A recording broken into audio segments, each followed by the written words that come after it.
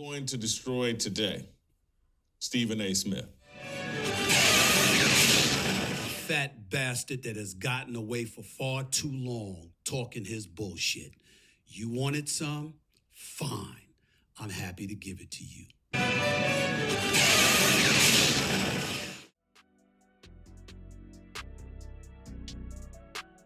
Welcome to Male Reality Lessons, where topics are reviewed and discussed as iron sharpens iron.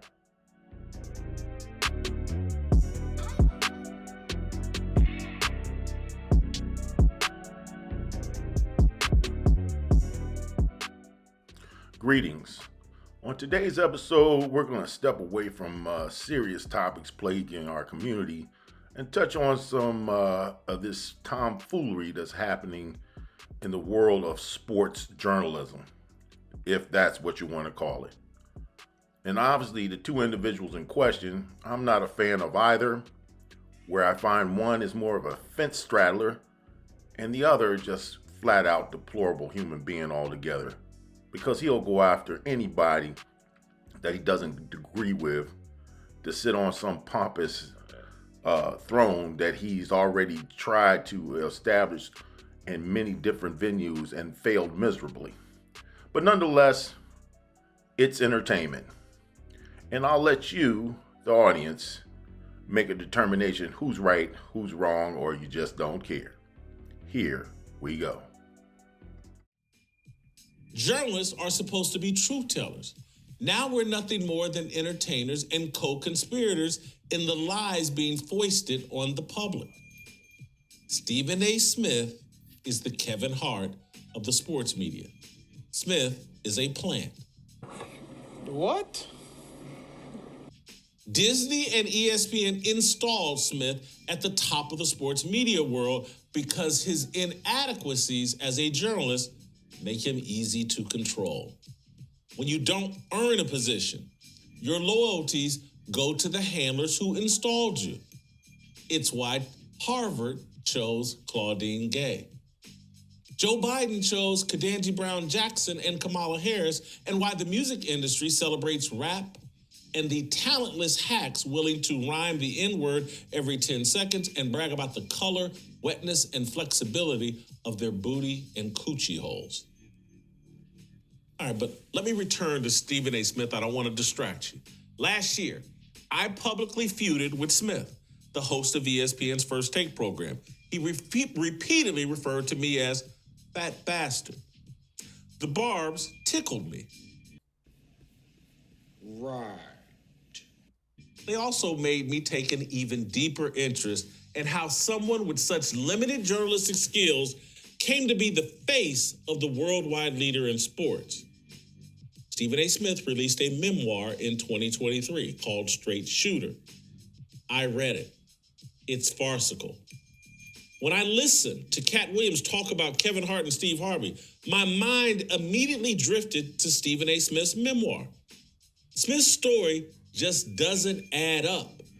He, or his ghostwriter, claims he received a full basketball scholarship from Winston-Salem State after a one-day tryout in February of 1988. A former Winston-Salem State basketball player allegedly drove Smith from New York to North Carolina for a tryout after Smith impressed the former player during a one-on-one matchup on a playground court. According to his book, Smith arrived on Winston-Salem State's campus on a Saturday, checked into a hotel, and woke up Sunday morning to participate in a scrimmage. Then argues that he played a month or two of high school basketball and never really played. He played a month or two of junior college basketball and never really played. And then somehow in February of 1988, a former Winston-Salem State basketball player puts him through a playground workout in New York City. A playground workout in New York City in February. Check your weather calendar. February, New York City, Stephen A., according to his book, is going through a playground tryout. He's going through a workout with some guy that played at Winston-Salem State years ago on an outdoor playground in New York City. He wants us to believe that. And the guy is so impressed that he's like, oh my God. Stephen A., next weekend, this is according to the book, I'm going to come pick you up and drive you down to Winston-Salem, North Carolina for a tryout with Big House Games. I'm reading this and I'm going, holy cow, who is serving this up and who is believing it? And why? Why would someone tell these kind of lies? And so he writes in the book, the next weekend, the guy comes and picks him up on a Saturday. They drive all day to North Carolina, check into a hotel, and on Sunday, wake up, and this is I'm gonna read this, let me see if I can find this directly in the book.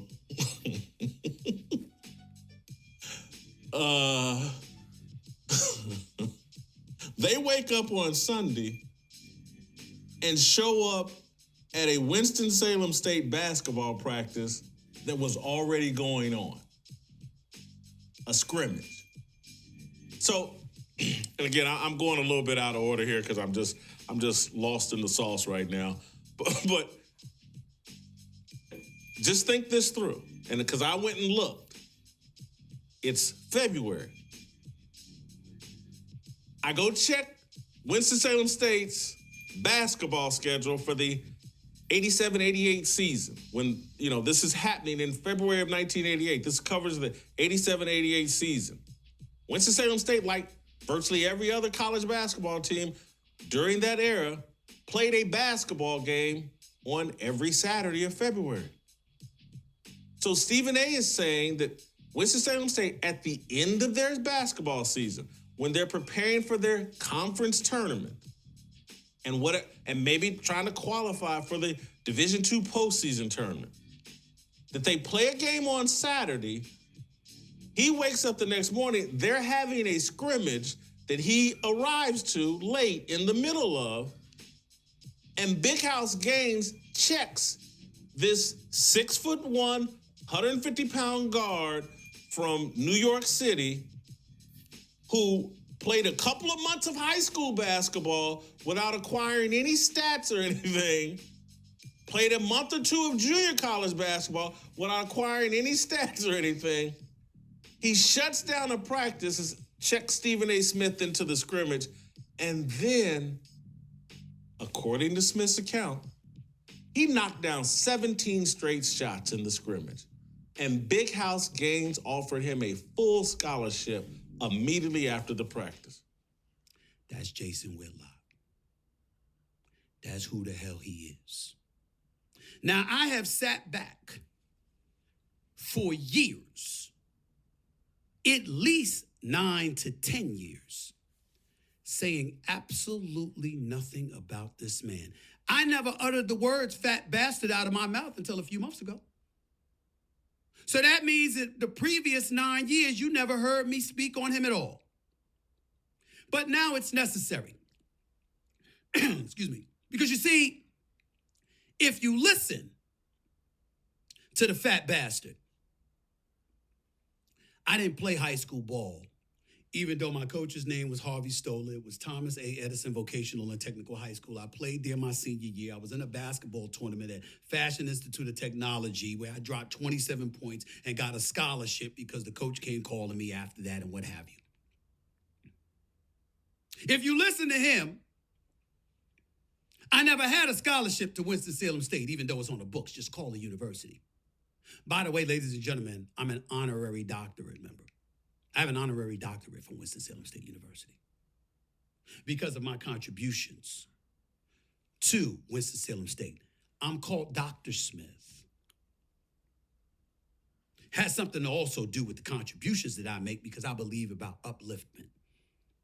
I'm an ambassador for HBCU Week, and I've partnered with Ashley Christopher and Mir Persicki in Delaware and others to generate over 10,000 scholarships in excess of over $65 million in scholarships for African Americans. But this man will tell you I'm lying. He even went so far as to say my autobiography, where I talk about my mother, my father, my sisters, the business, my hiring and firing and rehiring at ESPN. I didn't write it. I didn't write my own memoir, which, by the way, is a New York Times bestseller, something he wouldn't know anything about. Did you know that it's now on paperback? It just came out yesterday on paperback. Do you know that you could go to Amazon.com, StraightShooterBook.com, or a bookstore nearest you to get my book in paperback? Do you know that when people are normally selling 10,000, 20,000, 30,000 copies, I've sold over 400,000? Did you know, did you know, did you know? But he will tell you, I didn't write it. He's seen my writing. Really?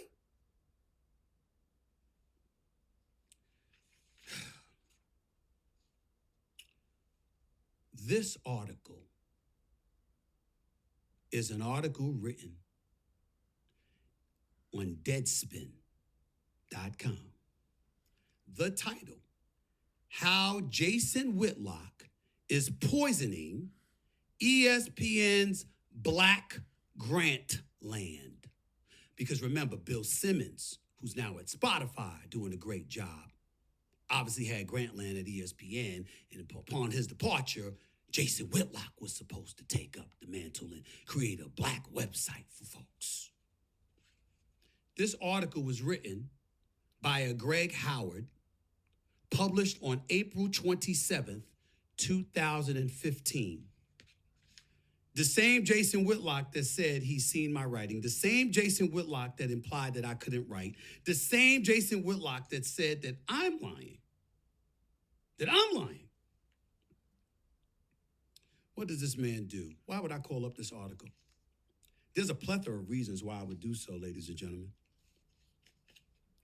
One of the reasons would be because it's as in-depth as it gets about how scurrilous, how trifling, how despicable this man is. But there's also another reason that I'd pick up this article. Let me read the graph to you that it says. Keep in mind, Stephen A. can't write. This staff, the one Whitlock was praising by way of warnings that if the writers and editors wouldn't align with his vision, he would get rid of them, was not the one Whitlock wanted. The Undefeated, because that was the name of the title before it ultimately became Andscape. The Undefeated was originally meant to attract the best and brightest young black talent in the country, with Whitlock's aim set so high that he at one point seriously tried to recruit the Atlantic's Ta-Nehisi Coates, the sharpest cultural commentator in the business today. As things worked out, though, those young writers comprehensively refused to work with him. So did big-name ESPNers like Howard Bryant, Jamel Hill, and Stephen A. Smith. I couldn't write, huh?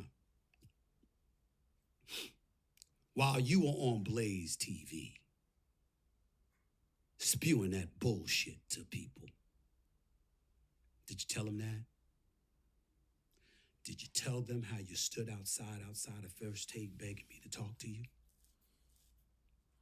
Did you tell them that once this same article in Deadspin came out, weeks later you wrote a lengthy apology to me in an email, begging me to forgive you, pointing out how you were betrayed by this particular writer, so you know how I must feel that you betrayed me? Did you tell the folks that, you bitch?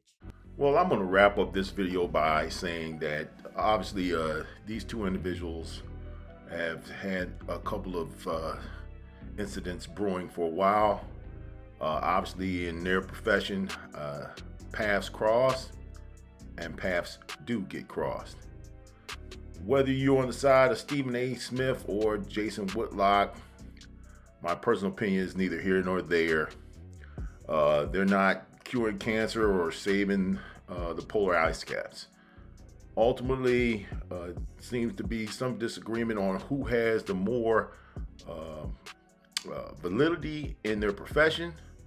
Obviously, Stephen A. Smith is doing quite well for himself and a lot better than Jason Whitlock. And ultimately, if he is transitioning to the YouTube arena, he also is going to have a little more, let's say, truth factor in his commentary now that he's trying to move from with under the restraints of his corporate job with ESPN. Well, whether you want to choose sides, I leave that up to you. My personal opinion, I judge a man by his actions, not by his words.